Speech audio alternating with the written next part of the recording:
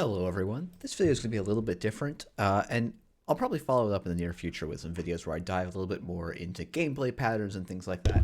But I wanted to kind of look at the Circuit Breaker Invitational through the lens of data. So this video is going to be me actually going through a Python notebook. If you want to go through this yourself or try and modify this script to run on your own Cobra tournaments, there's a link to a GitHub page which has hopefully some good instructions. And I'm sure as people can post comments or leave feedback there, it'll get improved over time. But without, the video is a little bit of clickbait because you got to make it clickbait for YouTube. The idea is I want to look at what can we get from the data from the Circuit Breaker Invitational. And one of the questions that people are always asking is, what is the best Corp deck? What is the best runner deck? And it's always hard because the answer is always, we don't have enough data to really say. And there's also this thing where a lot of players have an intuition that it's one thing and sometimes the data bears out as something different.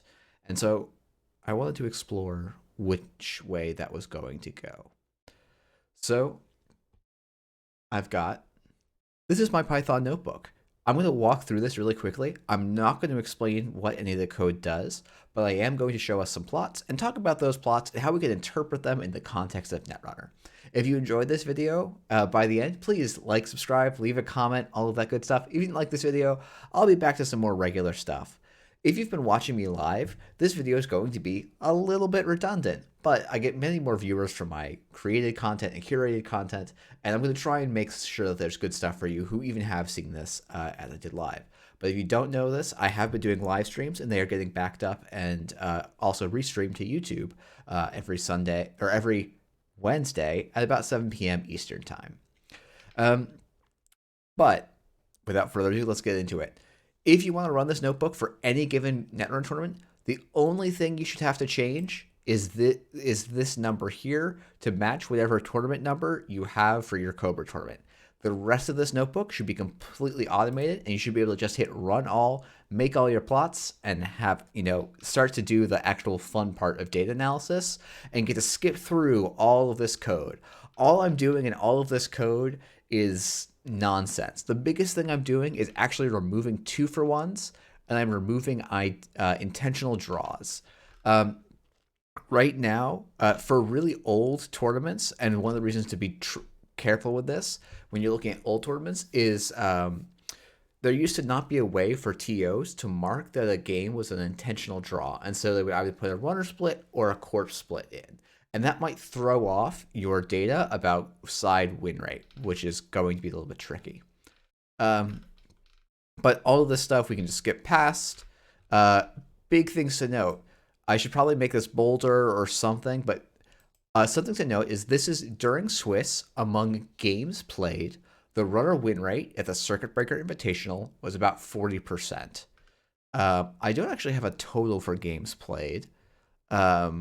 I could probably get that, but I'm just going to move on.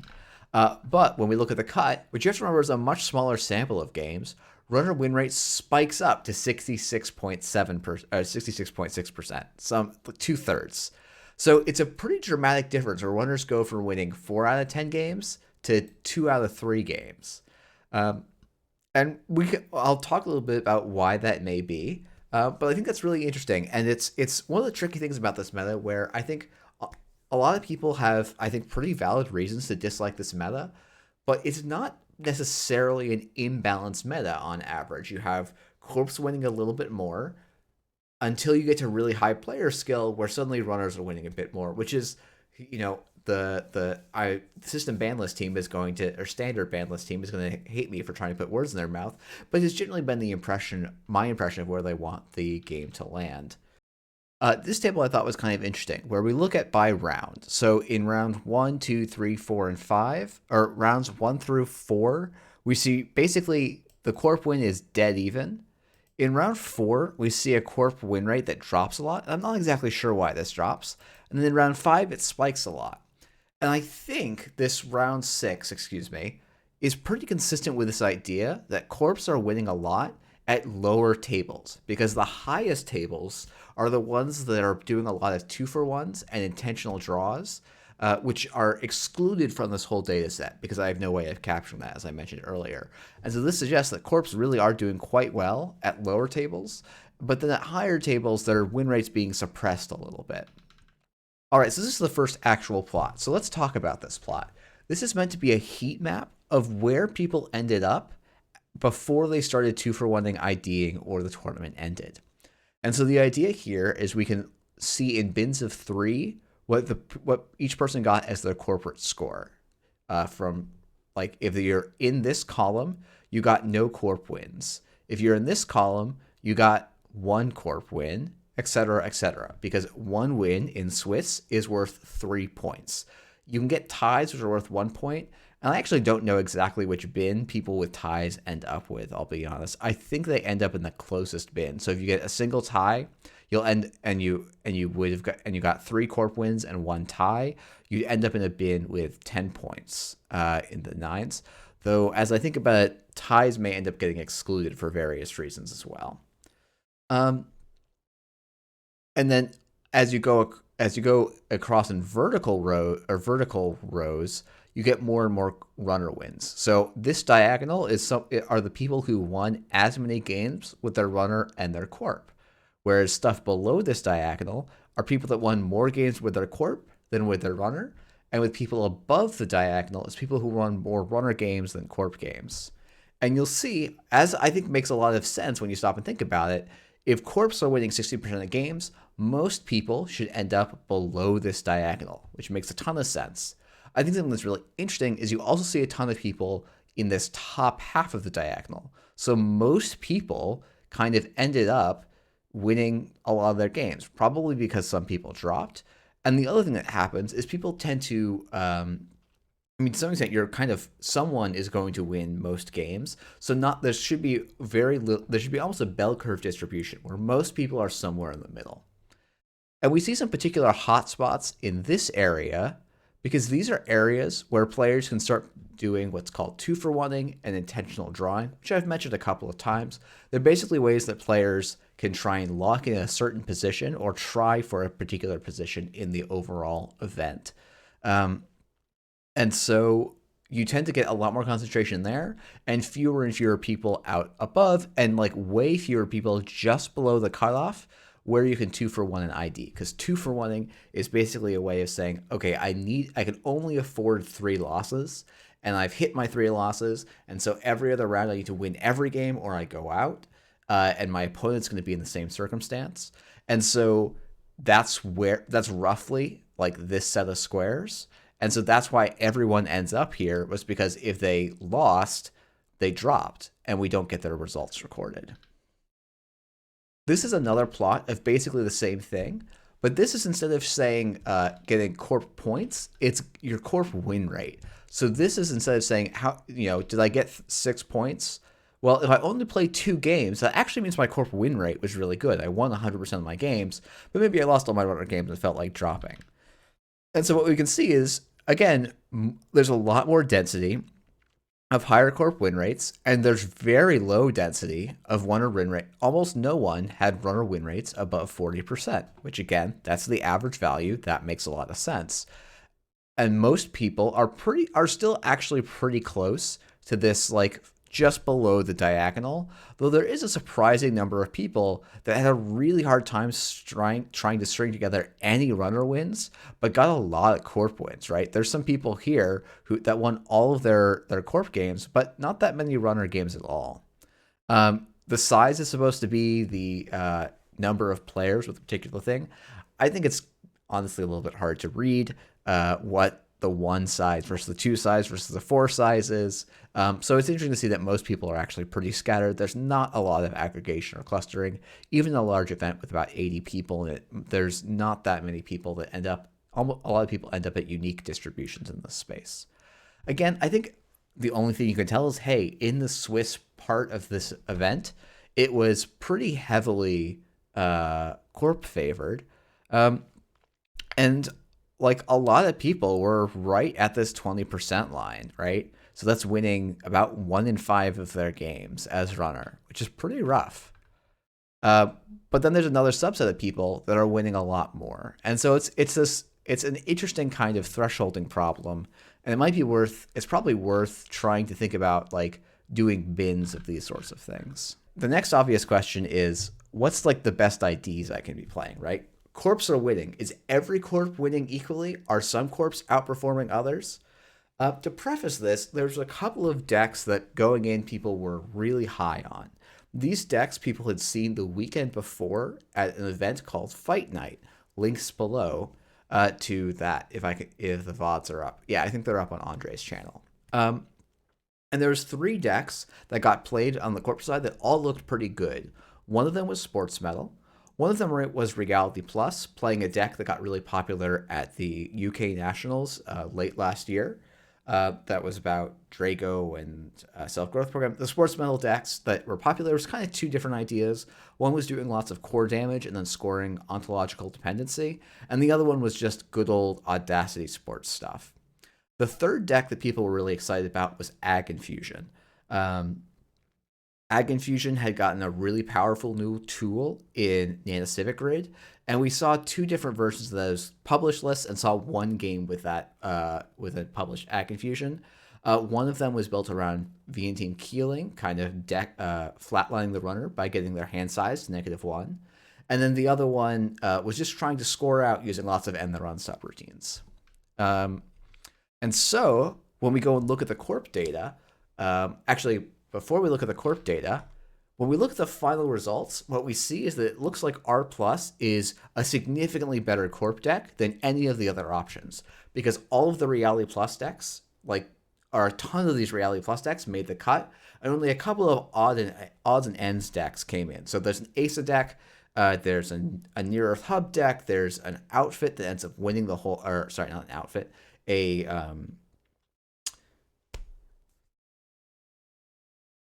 op list that ends up winning the whole thing, along with an outfit that's kind of playing a Sports Metal style deck, but in Wayland.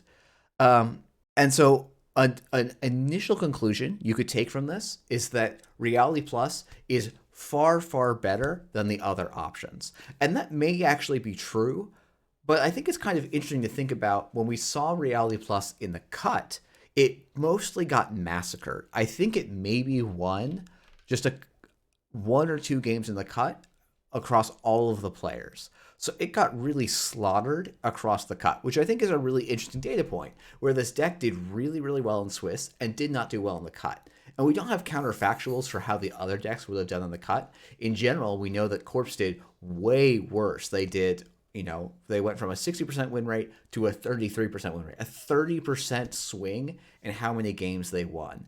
Now, small sample sizes mean that's maybe not the size of the significant swing, but it's very likely there was some real swing between the 2. So we want to look at what corps are good. And so I made this plot. These are supposed to be translucent, and there's a little bit of what is called jitter, so that all of these points are for Ag Infusion. So if you're seeing a darker thing, it's because there's multiple overlapping circles. So this is the Corp win rate by games played. And so there's a lot to absorb here. I maybe could have made, like, having lanes or lines maybe would make this figure a bit better. But I think it's, it's interesting. So we can look at Reality Plus, and it's just, like, you could think about, like, it's got a lot of density kind of in this win rate percentage. Ag Infusion is actually pretty close. It looks like it's got a maybe slightly lower center of mass, but it's pretty good. Asmari actually is pretty well distributed as well. It's about 50% and then above 50%, but only 3 people played it.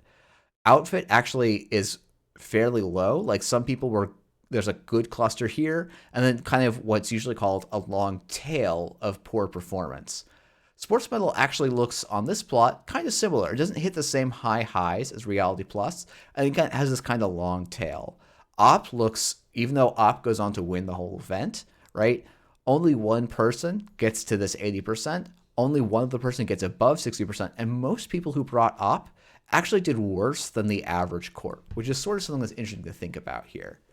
But this data, like, this is a nice way to look at it. I enjoy looking at it this way. You can actually see, like, oh, hey, there's some people that went undefeated with their Corp. That's pretty darn good, right?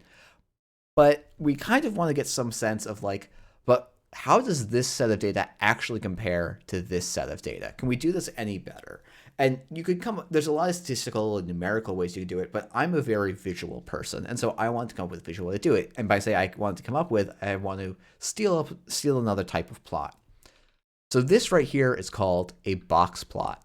The idea here is that this left side of the box represents the bottom quarter of, it's called the first quartile. So stuff between here and here takes up between 0 and 25% of the data.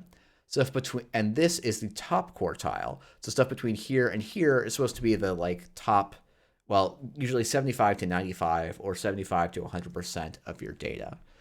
So this range is supposed to incorporate basically most of your data. And this line in the middle is where the median value is. So the idea is that this is your quartile range, and then these are your sort of outer statistical bounds. These are actually not. This is actually not your 25% line. This is your quartile distribution stuff. I actually, like, I'll be honest, like, it's not worth going into too much detail. But the idea is basically your true value, like what your true win rate is supposed to be in this box and whisker plot. It's like most likely somewhere in this box. I think it's like 95% in this box, and then like these boxes add another, they don't add another 5%, but they add like 0.4, 0.5% or something like that. Or maybe it's something like this is 75% of your data. This is a 95% chance it's inside the whiskers. I think that's right. Someone with better knowledge of statistics can actually correct me on this. But yeah, so basically this box is sort of the expected range of what the win rate should be for each of these different corps. I limited this to just corps that have been played by 7 or more people because this data gets really difficult to interpret any meaning from with really few data points. And ideally, you'd want to do this across a bunch of tournaments with really high player counts. And I think if someone was ambitious, they could adjust this script to compile data across a lot of different Cobra tournaments. And so what you can see, I think, interestingly, is that Ag Infusion and Reality Plus are really similar boxes, as is Sports Medal. The medians for these are basically the same. The lower and upper bounds on the boxes is basically the same. The Reality Plus does hit a higher high on this outer edge whisker, which is maybe a point in its favor. And while it maybe hits it hits a higher low than something like Sports Medal, it's not actually doing that much worse. So I think it's a really interesting thing where coming out of the event, we all said, okay, well, Sports Medal and Ag Infusion, they're just a load of hot air. And when I look at the data this way, I'm not so sure that's the case. It might be that the players playing this drew the wrong side in their 2-for-1s. They mostly flipped runner side. Maybe they flipped corp side but got in the 40% range. But when we look at across games we actually played and collected data for, it looks like Ag Infusion, Reality Plus, and Sports Medal were all pretty good decks. You could make a case that they're probably the only ones. PE, maybe with the 2 players playing it, are probably averaging out to that 60% win rate.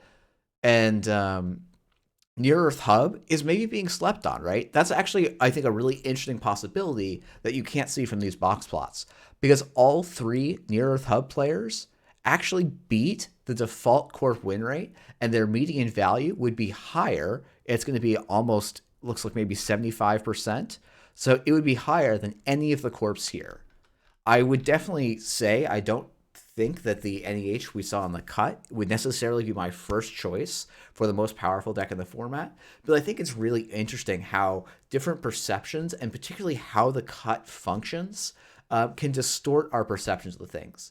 Now, one thing to note is maybe the reason these Sports Medals, these NEH decks, and these Ag Infusion decks look as good as Reality Plus in this, but didn't perform as well on the day, is because when they started playing against the better players, which are in the 2-for-1 rounds that I just don't capture, those decks got beat a lot more, and that's why we didn't see them at all in the cut. And that would be consistent with the data. I'm a little bit suspicious that that's really true, because we did see that Reality Plus also got beat up in the cut. So to me, this seems like maybe it's a sampling bias where we don't have that many data points. We're only allowing the top 8, and there's a lot of randomness and noise there. So if it was me, I would have a hard time saying from the data that Ag Infusion, Reality Plus, or Sports Metal are much better. I know players who are better than me are very adamant that Reality Plus is the best deck and the only deck you should play. Um, just given what we saw experientially with the games, I question that a little bit. But again, there's a lot of complex push and pull dynamics in this meta, so I'm not going to try and make this a whole meta breakdown. But I think it's just interesting to note, like, there is a corp that outperformed every other corp among the games that I was able to play and collect data with. It wasn't one of the most populars, so that does make it a little bit more questionable. And if you're trying to determine which of Ag Infusion, Reality Plus, and Sports Metal is the best, it's quite difficult to say. Moving on to the runner side. Again, like, it's one thing to note, on average, corps are going to be at or above 50%. For runners, your 40% here is your line that you're trying to beat. And actually, basically, two runners end up with averages over 40%. Hoshiko and Adam. 419, who I thought did quite well in the event, actually was a pretty bad runner statistically. Wu was an even worse runner, despite World Tree Wu being one of the big scary decks that people have been talking about. I think one of the reasons that World Tree Wu was really bad performed really poorly is it's a very bad deck into Reality Plus, and this is the argument for people that say, oh, everyone should be playing Reality Plus, because if you're not playing Reality Plus, you're going to get smashed by Cabanessa Wu. Now, I think the fact that Reality Plus gets smashed by Hoshiko, which was a more popular, higher performant deck, suggests that something's a little bit off in that calculation. But again, I am mostly a washed up player at this point. So once again, I think this day is interesting. I want to get to box plots. There's a lot more runners that were played than corps, so I lower the threshold to only having having 6 or more people play the same deck, just so we could get enough data points. And I think it's really interesting here. We see much bigger boxes, because basically some players did quite well, some runner players did pretty well, and a bunch of runner players just didn't. And so we see very wide, basically, I think of this as uncertainty. We are much less likely to know the true win rate for any of these runners. Hoshiko is the only one whose median value is 50%, and the quartile range spans from like 30% to 70%-ish, maybe 75%. And then the 95 percentile is basically, yeah, Hoshiko's win rate could be anything. 419 is like probably between 25 and 45%, just looking at this by eye. Cabanessa Wu has basically almost the same median as 419. So you could argue that Cabanessa Wu and 419 were about equally good. So similar to the argument that, hey, Ag Infusion and Sports Metal just were unlucky, maybe the Cabanessa Wu was just unlucky to miss the cut. Though I do think in the cut that has many Reality Pluses, you'd be pretty sad to be playing a World Tree Cabanessa Wu. And then I mentioned Adam earlier, looked like he had a high average. It looks like I was maybe slightly I was getting slightly pulled by this 1 point up at this top here.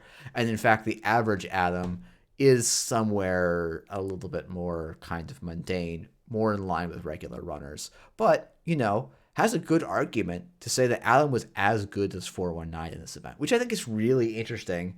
And one thing to maybe a huge caveat with this data, right, is I don't think we saw that many Adams get very close to the top cut. So what this could also be is people that play Adam a lot and are quite good lost somewhere in the middle of the event. So they went up, they went down, and then they got lots of wins. They like pulled up their win rate in the middle tables. And I'm not kind of doing any normalization for that. And that's a really tricky thing to figure out how to do. If someone has suggestions, I'd happily take them. There's probably some idea where you could calculate the average ELO of every runner versus every corp, where everyone starts at even, and then you record every single result and just keep doing that over and over and over again until you get the ELO of every ID. Maybe that'll be a fun project for another day. But that's actually it for the data. So what conclusions can we draw from this? It's a little bit hard to say. I think the things I would say is, if you're not playing Hoshiko, or don't, at the very least, I would recommend playing some Hoshipko. which is really what these dominant Hoshikos are playing. It's Hoshiko plus some number of copies, usually 2 of Endurance, some pinhole threadings, some Deuces Wiles, or some no free lunches, depending on personal preference.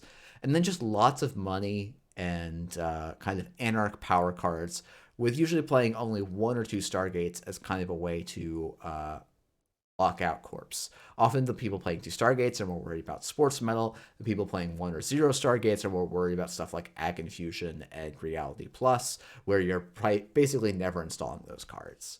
And I definitely should do a how to play on Hoshiko and come up with a plan for that. 419 is kind of the blue version of Hoshiko. Most people aren't running Endurance in 419 anymore. They're usually running Paragon because against Reality Plus, you're not making that many runs, so Penny Shaver's not as good. But if you're trying to think ahead, you're anticipating that people are going to switch to NEH after watching this video, maybe you want to go back to Penny Shaver so that you can get all of the successful runs. As for Corp's side, I mean, this data is really interesting because we basically saw on stream Reality Plus get eaten up again and again and again, but Reality Plus very clearly was a great way to get into the cut. Ag Infusion and Sports Metal missed the cut. It's a little bit hard from the data we have to tell why they can look the same here and then look different in the actual results. So if you like playing any of these 3 main types, I think that's a real option. It also, I think, is important to mention that the deck, of course, that won was Mike's deck, MJP, playing Op. He thinks that list is not going to do as well post now that people know how to play against it more. But I think people that win tend to say their deck is bad because they know how to beat it. And it takes some time for that to percolate through the community. And also, people will find ways to adapt it for how it loses. So it's always a bit of an arms race. But with that, I've been going for good 20-ish, 25 minutes. My recorder says 30, but I'm going to be trimming some sections.